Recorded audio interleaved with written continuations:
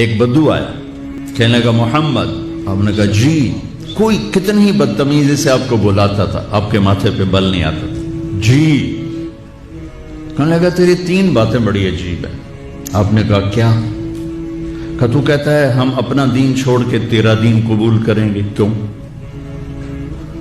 اور تو کہتا ہے یہ تیرے ساتھی روم اور فارس، پرشین امپائر، رومن امپائر فتح کر لیں گے، انہوں کو تو روٹی کوئی نہیں، کپڑے کوئی نہیں. اور تو کہتا ہے مر کے مٹی ہو جائیں گے، پھر زندہ ہوں گے. کوئی ہمارا باپ دادا آیا؟ کوئی آیا آج تک ان میں سے؟ تو آپ نے بہت مسکرا کے فرمایا لعل الحیات تطول بک، مجھے لگتا ہے تیری زندگی لمبی ہوگی اور تو دیکھے گا سارا عرب میرا کلمہ پڑھے گا، اور تو یوں بھی دیکھے گا کہ پرشین رومن امپائر ٹوٹ کے میرے شہر میں آئے گی. اور باقی رہ گئی تیسری بات مر کے اٹھنے کی، تو میں تیرا ایسے ہاتھ پکڑوں گا اور تجھے یاد دلاؤں گا. تیسری ہو گئی کہ نہیں ہو گئی؟ وہ کہنے لگا میں نہیں مانتا.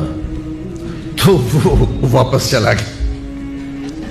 حضرت عمر جب مکہ فتح ہوا تو سارے عرب کلمہ پڑھ گئے، کہنے لگے ابھی ہیکتا ہو گئی.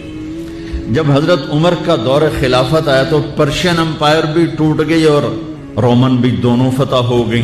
تو کہنے لگا بلی 2 ہو گئی یعنی 3 بھی ہو جاوے گی، چل پڑھ کلمہ. تو کلمہ پڑھ کے نا مسلمان ہو کے مدینے شفٹ ہو گیا. عمر رضی اللہ تعالیٰ عنہ اس کو بہت پروٹوکول دیتے تھے. جب وہ آتا اس کے لیے کھڑے ہو جاتے تھے.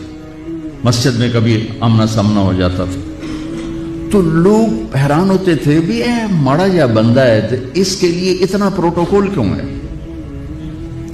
تو حضرت عمر نے ایک دفعہ نا ان کے چہروں پہ سوال پڑھ کے فرمایا تم سوچتے ہو گے کہ میں اس دیہاتی کا اکرام کیوں کرتا ہوں؟ کہ میں اس محفل میں تھا جس میں یہ آیا تھا اور اس نے یہ بات کی تھی. تو اس وقت میرے نبی نے اسے فرمایا تھا کہ قیامت کے دن تیرا ہاتھ پکڑ کے تجھے یاد دلاؤں گا کہ تیسری بات ہوئی کہ نہیں ہوئی. اور قیامت کے دن جس کا ہاتھ میرے نبی نے پکڑا جنت میں پہنچانے سے پہلے نہیں چھوڑیں گے. لہذا پکا جنت ہی آدمی. میں اس لیے اس کو عزت دیتا ہوں، پروٹوکول دیتا ہوں.